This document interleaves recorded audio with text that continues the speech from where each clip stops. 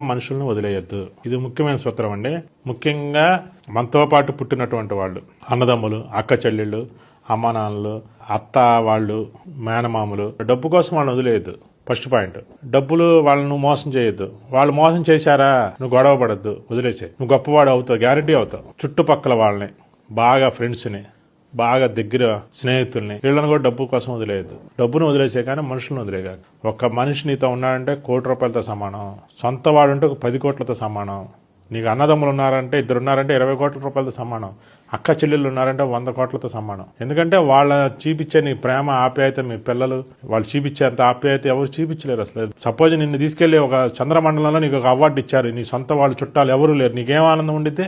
వీళ్ళందరి ముందు నీకు చిన్న గ్లాస్ ఇచ్చిన ఆనందం, స్టీల్ గ్లాస్ ఇచ్చిన ఎంత హ్యాపీగా ఫీల్ అవుతావు. నువ్వు కొత్త షర్ట్ వేసుకున్నావండి, మీరు ఒక్కడే ఉన్నా, ఎవరూ లేరు, ఏం ఆనందపడతావా నువ్వు? వీళ్ళందరి ముందు కొత్త షర్ట్ కాదు, కొత్త పనిని కొనుక్కున్న ఆనందంగా ఉంటావు. అందుకనే ప్రతి ఒక్కళ్ళు డబ్బుల కోసం మనుషులను వదిలేయద్దు. మనుషులు చాలా విలువైన వాళ్ళు, సొంత వాళ్ళు చాలా గొప్ప వాళ్ళు.